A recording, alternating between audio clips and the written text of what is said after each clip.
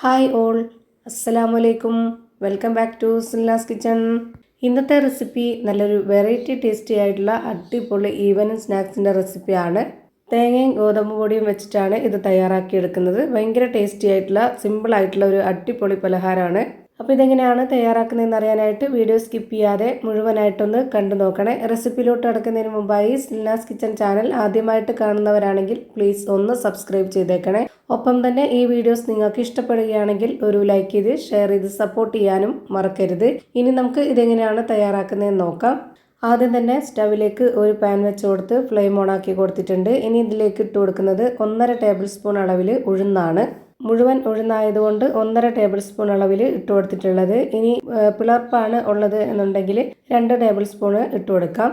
പിന്നെ ഇതിലേക്ക് ചെറിയ സ്പൂൺ അളവിൽ 1 സ്പൂൺ പെരിഞ്ജീരകം ഇട്ട് കൊടുത്തിട്ടുണ്ട്. പിന്നെ അടുത്തതായിട്ട് ഇതിലേക്ക് 1 മുറി തേങ്ങയുടെ പകുതി കട്ട് ചെയ്തിട്ട് ഇട്ട് കൊടുത്തിട്ടുണ്ട്. ചിരകിയ തേങ്ങ ആണെന്നുണ്ടെങ്കിൽ അങ്ങനെ ഇട്ട് കൊടുക്കാം. ഇനി ഇതെല്ലാം കൂടെ പാനിലിട്ടിട്ട് നല്ല പോലെ ഒന്ന് ചൂടാക്കി എടുക്കണം. അതായത് നല്ല മൂത്ത് വരുമ്പോൾ നല്ലൊരു മണമൊക്കെ വരുന്ന ആ ഒരു സമയം വരേക്കും ഇത് നന്നായിട്ട് വറുത്തെടുക്കണം. എന്നിട്ട് ഇത് ഫ്ലെയിം ഓഫ് ചെയ്തതിന് ശേഷം ഒന്ന് ചൂടാറിയിട്ട് ഇതുപോലെ ചെറിയൊരു മിക്സിയുടെ ജാറിലേക്ക് മുഴുവനായിട്ടും ഇട്ട് കൊടുക്കാം. ഇനി ഇതിലേക്ക് ഇട്ട് കൊടുക്കുന്നത് 1 ടേബിൾ സ്പൂൺ അളവിലുള്ള കുരുമുളകാണ്. പൊടിയായിരുന്നാലും ഇട്ട് കൊടുക്കാം. അതൊക്കെ ഓരോരുത്തരുടെ എരിവിനനുസരിച്ച് ഇട്ട് കൊടുക്കാവുന്നതാണ്. പിന്നെ ഇതിലേക്ക് ചെറിയ കഷ്ണം ഇഞ്ചി ഇതുപോലെ 4-5 പീസായിട്ട് കട്ട് ചെയ്തതിന് ശേഷം അതുകൂടി ഇതിലേക്ക് ഇട്ട് കൊടുത്തിട്ട് നന്നായിട്ടൊന്ന് ക്രഷ് ചെയ്തെടുക്കുന്നുണ്ട്. അപ്പോൾ ആ ഒരു മിക്സിൻ്റെ കറക്റ്റ് പരുവം ഞാൻ കാണിച്ചു തരാം. സ്പൂൺ കൊണ്ട് ഇതുപോലെ കോരി എടുക്കുമ്പോൾ തന്നെ നമുക്ക് അറിയാൻ പറ്റും ഇത് നല്ല തരിതരി ആയിട്ടാണ് ഇരിക്കുന്നത്. ഈ ഒരു പരുവത്തിൽ കറക്കി എടുക്കണം. ഇനി വേണ്ടത് ഒരു ബൗൾ എടുത്തിട്ട് അതിലേക്ക് ഗോതമ്പ് പൊടിയാണ് ഇട്ട് കൊടുക്കുന്നത്. ഞാനിവിടെ 250 ml കപ്പിൻ്റെ അളവിൽ 2 കപ്പ് ഗോതമ്പ് പൊടി എടുത്തിട്ടുണ്ട്. മൈദപ്പൊടിയിലാണ് ചെയ്തെടുക്കണമെന്നുള്ളവർക്ക് അങ്ങനെയും ചെയ്തെടുക്കാം. ഇനി നമുക്കിതിലേക്ക് നേരത്തെ റെഡിയാക്കി വെച്ചിട്ടുള്ള ആ ഒരു തേങ്ങയുടെ മിക്സ് മുഴുവനായിട്ടും ഇട്ട് കൊടുക്കാം. ഇനി ഒരു 1/4 കപ്പ് കട്ട തൈരാണ് ഒഴിച്ചു കൊടുക്കുന്നത്. ഇതിൽ ചെറിയൊരു പുളിയുണ്ട്. അങ്ങനെ പുളി ഉണ്ടെങ്കിൽ കുറച്ചുകൂടെ നന്നായിരിക്കും. പുളി ഇല്ലാത്തതാണെങ്കിലും ഒഴിച്ചു കൊടുക്കാം. അടുത്തതായി 2 പച്ചമുളകും 2 ഉണക്കമുളകും കട്ട് ചെയ്തിട്ട് ഇട്ട് കൊടുക്കുന്നുണ്ട്. പിന്നെ കുറച്ച് മല്ലിയില, കുറച്ച് കറിവേപ്പില, 1 സബോള ചെറുതായിട്ട് കട്ട് ചെയ്തെടുത്തിട്ടുള്ളത് ഇതെല്ലാം ഇട്ട് കൊടുക്കുന്നുണ്ട്. ഇതിലേക്ക് ഇനി പൊടികളായിട്ട് മഞ്ഞൾപ്പൊടി മാത്രമേ ഇട്ട് കൊടുക്കുന്നുള്ളൂ, വേറൊന്നും ഇട്ട് കൊടുക്കുന്നില്ല. നിർബന്ധമുള്ളവർക്ക് ഇട്ട് കൊടുക്കാവുന്നതാണ്. ഞാനിവിടെ 1 നുള്ള് മഞ്ഞൾപ്പൊടി ഇട്ട് കൊടുത്തു.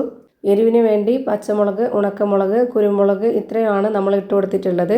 ഇനി ഇതിലേക്ക് ആവശ്യത്തിനുള്ള ഉപ്പിട്ട് കൊടുക്കുന്നുണ്ട്. അടുത്തതായി കുഴച്ചെടുക്കാൻ ആവശ്യത്തിനുള്ള വെള്ളം ഒഴിച്ചു കൊടുക്കാം. ഞാനിവിടെ 250 ml കപ്പിൻ്റെ അളവിൽ 1 കപ്പ് വെള്ളം എടുത്തു. അത് മുഴുവനായിട്ടും ഒഴിച്ചു കൊടുക്കുന്നില്ല. ആദ്യം ഒരു 1/4 ഭാഗത്തോളം ഒഴിച്ചു കൊടുത്തിട്ട് ഇതുപോലെ കൈവച്ച് നന്നായിട്ടൊന്ന് മിക്സ് ചെയ്തിട്ട് എടുക്കുന്നുണ്ട്. എന്നിട്ട് പോരാതെ വരുമ്പോൾ മാത്രം നമുക്ക് ബാക്കിയുള്ള ആ ഒരു വെള്ളവും കൂടെ ഒഴിച്ചു കൊടുക്കാം. ഒന്നിച്ചൊഴിച്ചു കൊടുത്തിട്ട് മിക്സ് ചെയ്യാൻ നിന്ന് കഴിഞ്ഞാൽ പെട്ടെന്ന് അതിൻ്റെ പരുവം തെറ്റിപ്പോവും. അതുകൊണ്ടാണ് ഇവിടെ ഘട്ടം ഘട്ടമായിട്ട് ഒഴിച്ചു കൊടുക്കുന്നത്. ഞാനിവിടെ 250 ml കപ്പിൻ്റെ അളവിൽ 1 കപ്പ് വെള്ളം ഒഴിച്ചു കൊടുത്തിട്ടും ഇതിൻ്റെ പരുവം കറക്റ്റ് ആയിട്ടില്ല. അപ്പം ഞാനിവിടെ ഒരു 3 ടേബിൾ സ്പൂണോളം അളവിലുള്ള വെള്ളവും കൂടെ ഈ ഒരു കപ്പിലെടുത്തിട്ട് ഒഴിച്ചു കൊടുക്കുന്നുണ്ട്. ഇപ്പോൾ കറക്റ്റ് ആയിട്ടുണ്ട്. ഈ മാവിൻ്റെ പരുവം എന്ന് പറയുന്നത് ഒരുപാട് ലൂസ് ആവരുത്. നമ്മൾ ഇതുപോലെ കൈകൊണ്ട് എടുക്കുമ്പോഴത്തേക്ക് കറക്റ്റ് ഈ ഒരു പരുവത്തിൽ വേണം കിട്ടാനായിട്ട്. ഇനി നമ്മുടെ കൈ ഒന്ന് വെള്ളത്തിൽ മുക്കിയെടുക്കുകയോ കയ്യിൽ കുറച്ച് ഓയിലൊന്ന് സ്പ്രെഡ് ചെയ്യുകയോ ചെയ്തതിന് ശേഷം ഇതുപോലെ കുറച്ച് മാവ് എടുത്തിട്ട് ഈ ഒരു ഷേപ്പിൽ റെഡിയാക്കി എടുക്കുക. ഒരുപാട് അങ്ങ് നല്ല കറക്റ്റ് ഷേപ്പാക്കൊന്നും വേണ്ട. ഇങ്ങനെ നമ്മൾ മാവ് ഇതുപോലെ ഒന്ന് നുള്ളിയെടുത്തിട്ട് ഇങ്ങനെ ഇട്ട് കൊടുക്കുകയാണ് ചെയ്യുന്നത്. ഞാൻ ഈ ഒരു വലിപ്പത്തിലാണ് എല്ലാം റെഡിയാക്കി എടുക്കുന്നത്. ഇനി നമുക്ക് ചൂടായി വന്ന എണ്ണയിലേക്ക് ഇതുപോലെ ഓരോന്നോരോന്നായിട്ട് ഇട്ട് കൊടുക്കാം. ഓരോന്നും ചെയ്തെടുക്കുമ്പോൾ നമ്മുടെ കൈ ഒന്ന് വെള്ളത്തിൽ മുക്കിയെടുത്തിട്ട് ഓരോന്നും എടുക്കുന്നത് നല്ലതാണ്. അപ്പോൾ നമുക്ക് ഈ ഒരു ഷേപ്പിൽ കറക്റ്റായിട്ട് കിട്ടും. അതുപോലെ തന്നെ ഇതെല്ലാം ഇട്ട് കൊടുത്തതിന് ശേഷം ഇതെല്ലാം ഒന്ന് ഇളക്കി ഇട്ട് കൊടുക്കണം. അല്ലാന്നുണ്ടെങ്കിൽ അടിഭാഗം കരിഞ്ഞു വരും. ഞാനിപ്പോൾ ഇത് മീഡിയം ഫ്ലെയിമിലാണ് ഇട്ട് കൊടുത്തിട്ടുള്ളത്. ഫ്ലെയിം കൂട്ടുകയോ കുറയ്ക്കുകയോ ചെയ്യണ്ട. അപ്പോൾ ഇതിൻ്റെ പരുവം തെറ്റും. എല്ലാം ഒരുപോലെ വെന്ത് കിട്ടണമെന്നുണ്ടെങ്കിൽ ഈ ഒരു ഫ്ലെയിമിൽ തന്നെ വെച്ചിരിക്കണം. ഇപ്പോൾ ഇതിൻ്റെ എല്ലാം ഒരു ഭാഗം വെന്ത് കിട്ടി. ഇനി ഇതൊന്ന് തിരിച്ചിട്ട് കൊടുക്കുന്നുണ്ട്. തിരിച്ചിട്ട് കൊടുത്തതിന് ശേഷം 1-2 മിനിറ്റ് കഴിയുമ്പോൾ ഇത് നന്നായിട്ട് വെന്ത് കിട്ടും. അപ്പോൾ ഇനി ഇതെല്ലാം നമുക്ക് എണ്ണയിൽ നിന്ന് കോരി മാറ്റാവുന്നതാണ്. ഒട്ടും എണ്ണ കുടിക്കാത്ത പലഹാരമാണ്. നമ്മൾ ഒഴിച്ചു കൊടുത്തിട്ടുള്ള അതേ എണ്ണ തന്നെ ഇപ്പോഴും ഉണ്ട്. ഇപ്പോൾ ഞാനിവിടെ എല്ലാം ഫ്രൈ ചെയ്ത് ഒരു പാത്രത്തിലേക്ക് മാറ്റിയിട്ടുണ്ട്. നല്ല ടേസ്റ്റി ആയിട്ടുള്ള അടിപൊളി പലഹാരമാണ്. പുറം ഭാഗം നല്ല ക്രിസ്പി ആയിട്ടും അകം നല്ല സോഫ്റ്റ് ആയിട്ടാണ് ഇത് തയ്യാറായി കിട്ടിയിട്ടുള്ളത്. ഇതിപ്പോൾ കാണുമ്പോൾ തന്നെ നിങ്ങൾക്ക് അറിയാൻ പറ്റുന്നുണ്ടാവും. അപ്പോൾ ഇതിൻ്റെ അകം എങ്ങനെയാണ് ഇരിക്കുന്നതെന്ന് അറിയാനായിട്ട് ഇതൊന്ന് പൊട്ടിച്ച് കാണിക്കുന്നുണ്ട്. അപ്പോൾ ഇത്രയേ ഉള്ളൂ ഇന്നത്തെ വീഡിയോ ഇഷ്ടമായാൽ ലൈക്ക് ചെയ്യാനും കമൻറ്റ് ചെയ്യാനും ഷെയർ ചെയ്യാനും മറക്കരുത്.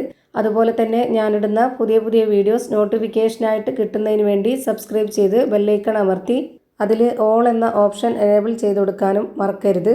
പുതിയൊരു വീഡിയോയുമായി വീണ്ടും വരും. Thank you for watching.